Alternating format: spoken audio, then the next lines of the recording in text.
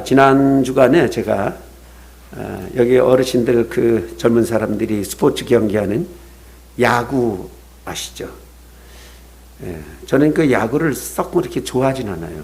이쪽에서 축구하고 이쪽에서 야구하면 뭐 볼래면 당연히 축구를 보죠. 그런데 야구를 별로 좋아하지 않아도 야구와 관련된 어떤 특별한 소식이 들려오면 그것도 관심이 가져서 보는데, 지난주에 뉴스를 봤더니 기가 막힌 야구 소식이 있더라고요. 그 프로야구에 기아 타이거즈라고 하는 팀이 있어요. 그리고 한쪽에는 롯데 자이언트라고 하는 그 팀이 있는데요. 그 두 팀이 서로 경쟁을 비슷하게 했으면 참 재밌었을 텐데 너무 재미없는데, 그게 뭐냐, 기아 타이거즈라고 하는 이 팀이 롯데 자이언츠라고 하는 팀을 무려 23대 0으로 이겼다는 기록이었어요. 제가 야구를 좋아하는 안 하지만 이렇게 그 룰은 조금 아는데요.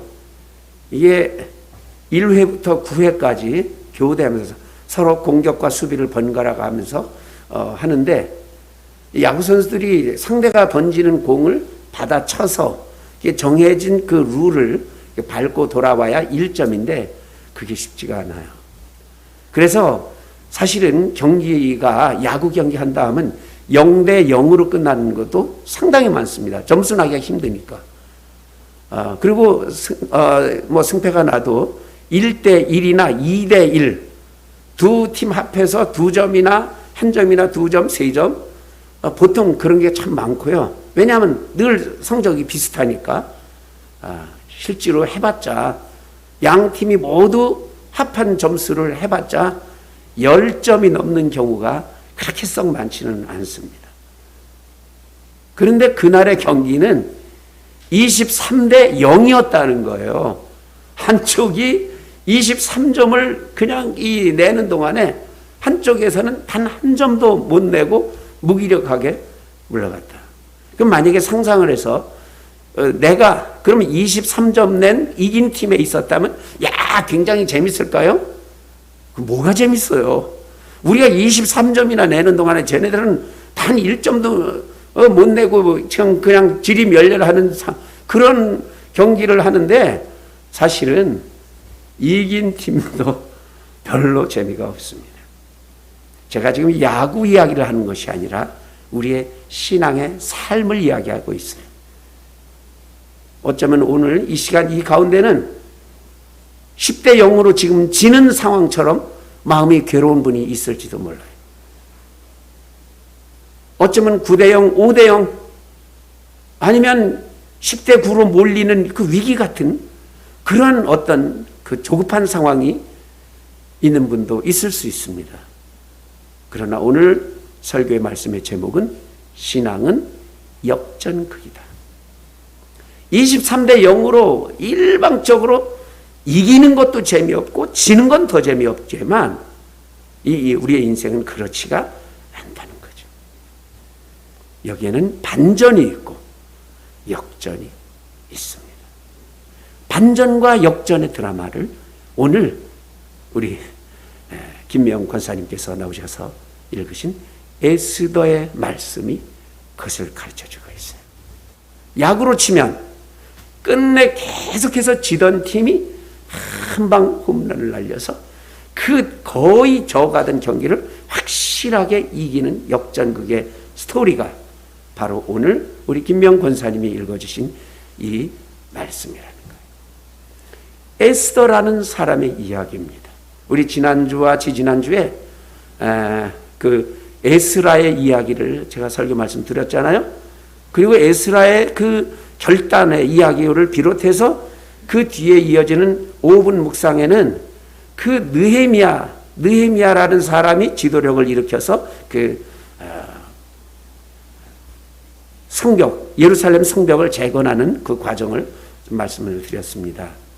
자, 그때는 바로 유대 민족이 페르시아에 사로잡혀서 잡혀 있는 상황입니다.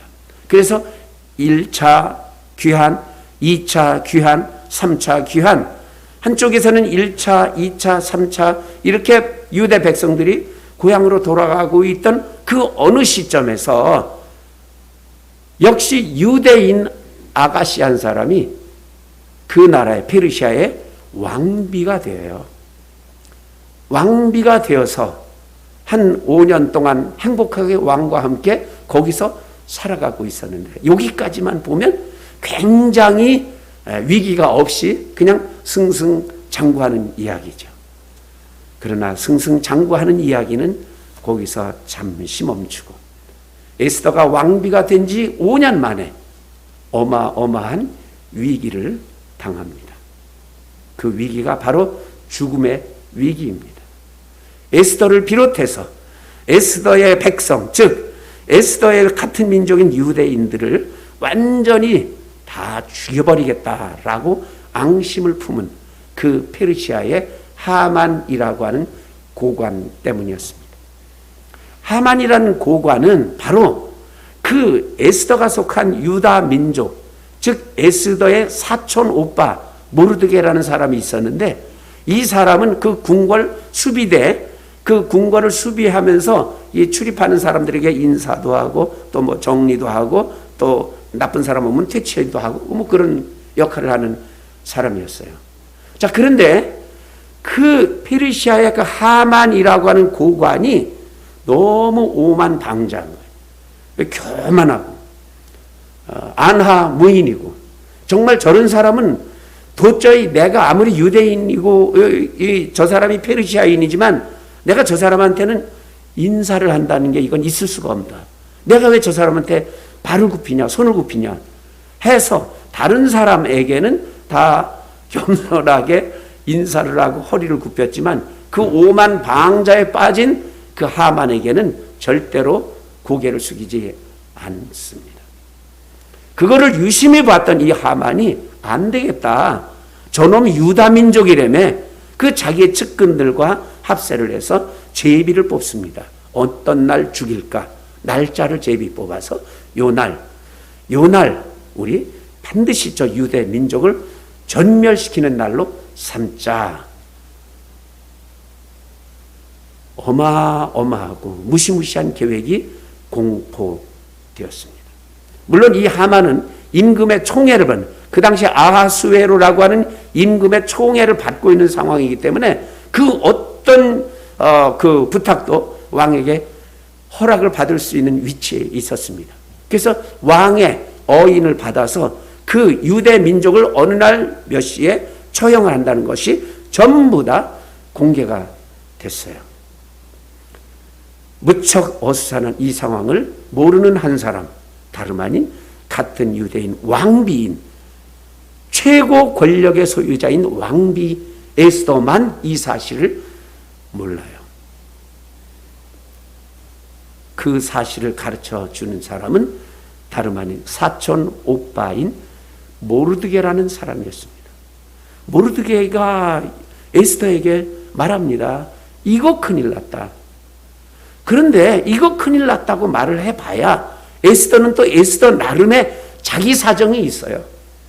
아무리 부부지만 여러분, 부부 사이라도 우리 유교식 발음에 부부 유별이라는 말이 있을 정도로 이 부부가 서로 나눌 수 있는 말이 있고 나누지 못할 말도 있는 거예요. 그 부부에는 더욱 그랬습니다. 왜? 남편이 왕이기 때문에. 그 왕에는 왕 국내 법이 있어요. 이 궁궐법에는 뭐냐? 이 왕인 경우 아무리 부인 왕비라 할지라도 함부로 왕에게 다가가서는 안 되는 법이었습니다. 뭐 그런 법이 있어 싶겠지만 그 사실은 괜찮은 법이었어요. 오늘 갑자기 이 왕비가 마음이 변해서 갑자기 왕에게 달려들어서 독약을 탄 걸 준다거나 뭐 살해를 한다거나 위해를 가하면 이건 꼼짝없이 그 나라가 엄청난 그 위기에 몰리거든요. 그러니까 그런 것들을 다 방지하기 위해서 아무리 왕비지만 꼭 왕과 뭐 동침을 한다거나 왕과 식사를 한다거나 왕과 어떤 같은 시간을 가지려면 반드시 왕이 먼저 불러주거나 아니면 왕비가 먼저 신호를 보내서 그 두 사람이 합의된 상황에서 오시오 가시오가 결정되는 것이 궁궐법이었습니다. 에스더는 이 법이 있기 때문에 그 유다인의 몰살을 좀 네가 방지해달라는 모르드게 오빠의 부탁을 섣불리 받기가 어려웠습니다. 망설일 때에 모르드게가 심각하게 야단을 치죠. 너 잘 들어.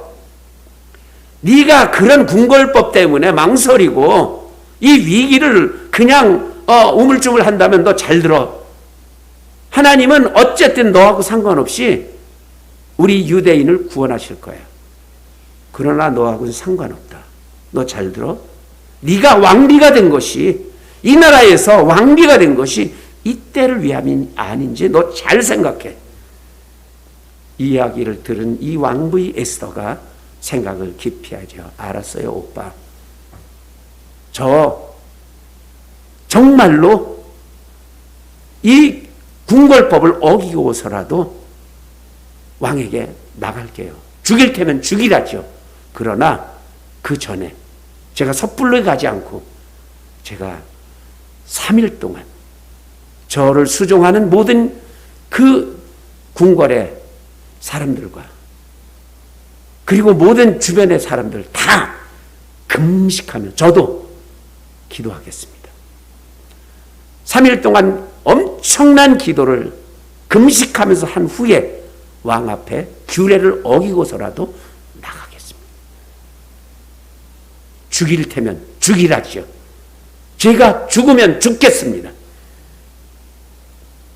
이 각오와 함께 금식으로 기도하고 그리고 사흘이 지난 후 글자 그대로 나갔던 거예요.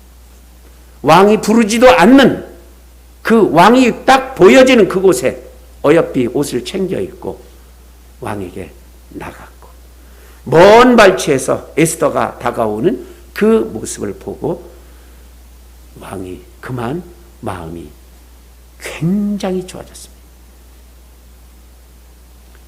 자기의 명도 없이 예고도 없이 그 후원 뜰에 그 정원 뜰에 왕궁 뜰에 다가오는 에스더를 보고 기뻐 불러서 자기의 홀, 이 왕이 가지고 있는 그 지팡이 같은 거예요.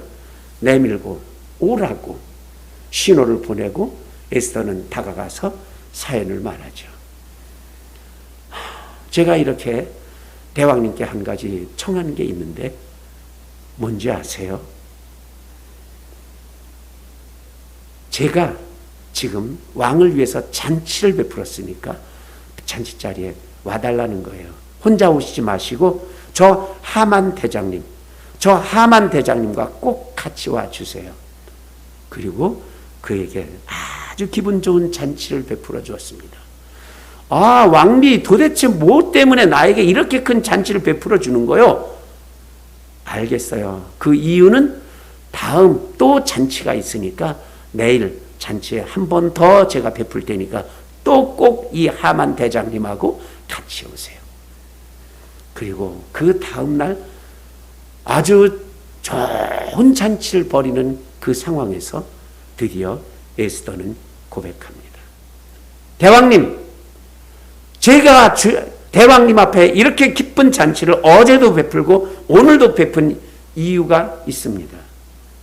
대왕님, 저는 죽겠습니다.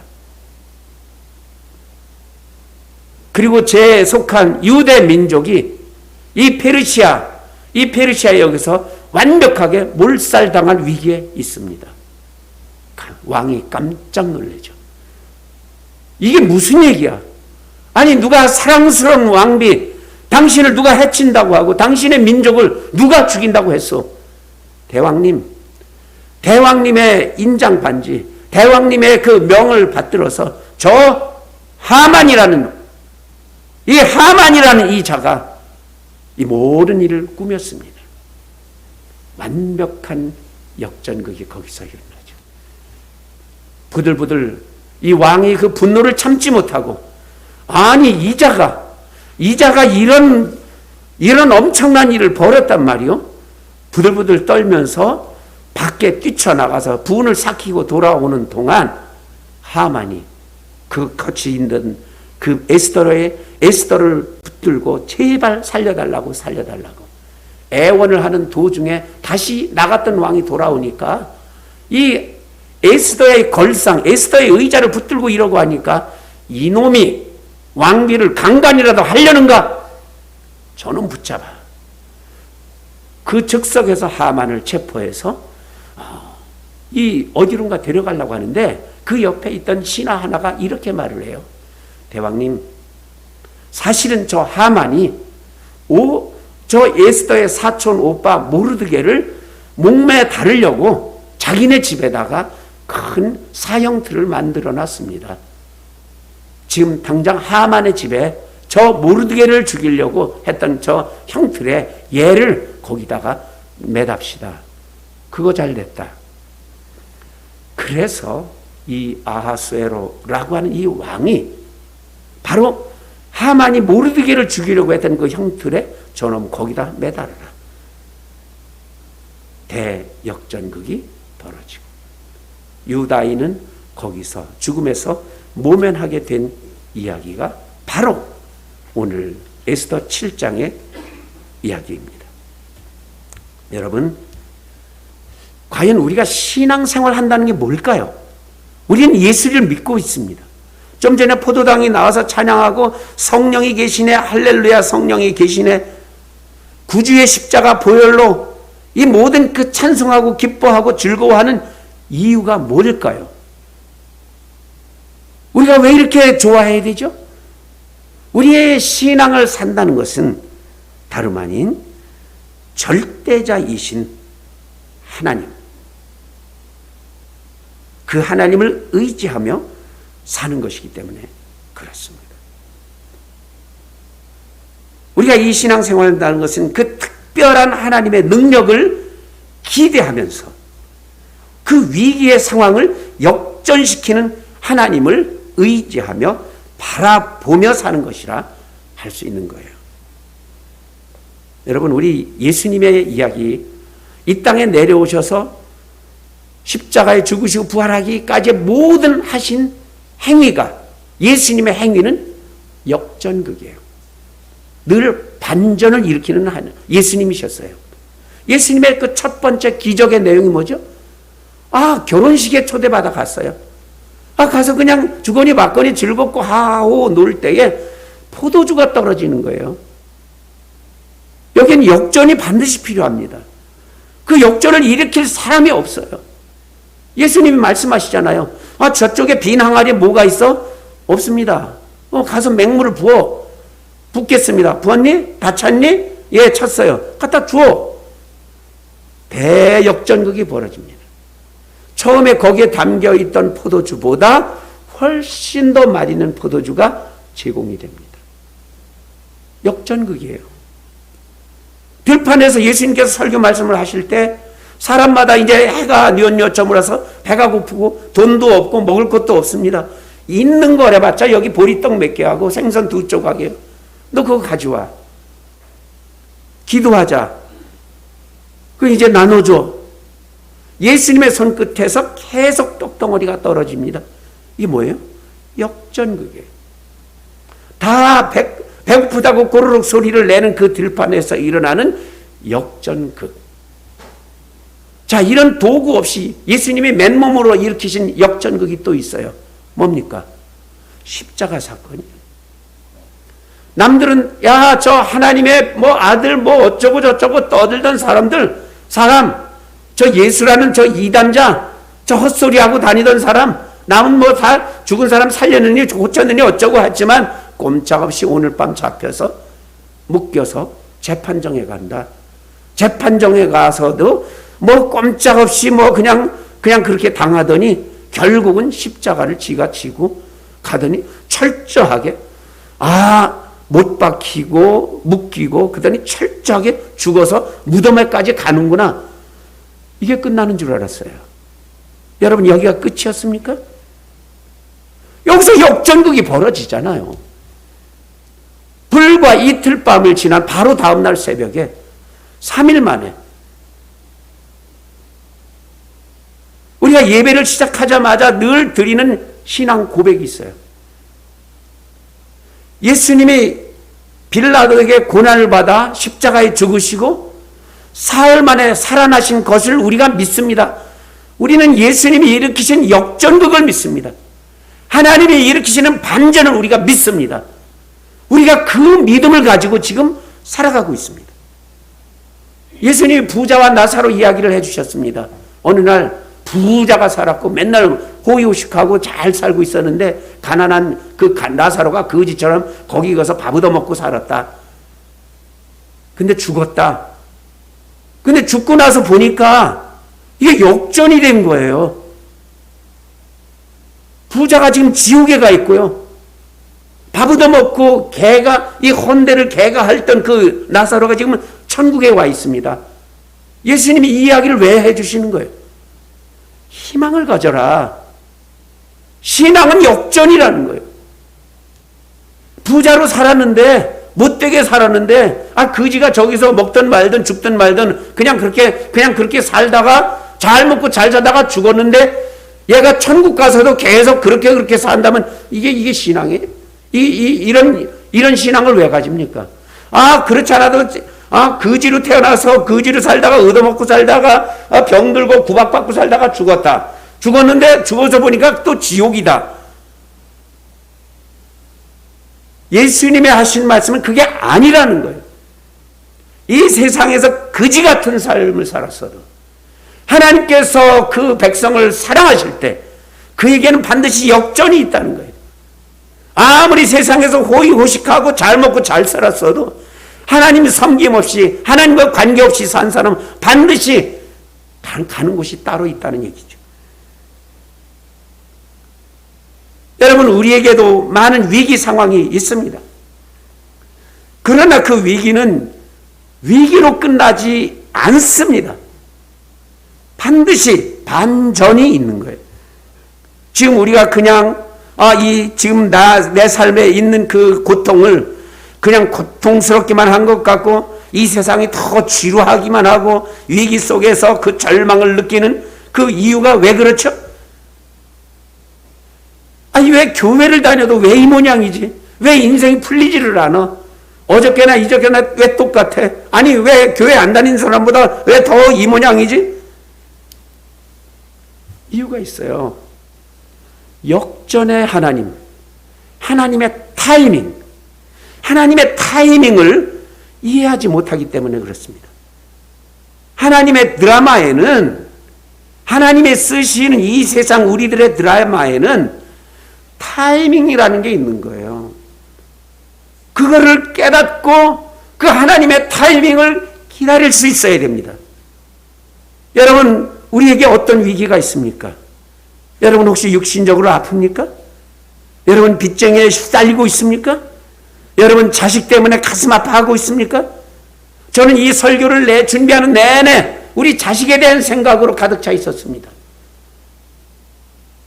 반드시 하나님께서 나에게 주시는 그 반전, 역전 드라마 이건 있을 거야.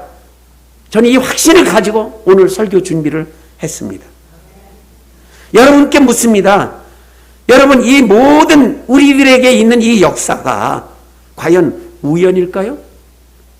여러분이 몸이 아프고 빚에 시달리고 자식이 속색이고 여러분의 미래가 없고 어둡고 이 칙칙한 이 현실이 다 그냥 우연히 일어났습니까? 우리가 하나님을 믿되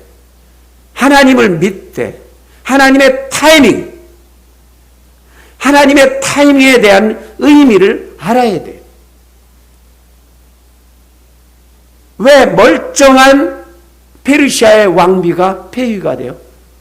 그 멀쩡한 왕비가 그냥 쓸데없이 경솔한 행동에 폐위돼서 에스더는 왕비가 됐던 거예요. 왜 그 많고 많은 여인 속에 에스더가 그 엄청난 페르시아의 왕비가 될까? 이 의미는 어디 있을까요? 왜 왕명이 없었는데도 왕 앞에 나온 에스더를 왕은 보고 이뻐만 했고 아름답다고만 여겨야 했을까? 여기에는 하나님의 타이밍이 있습니다.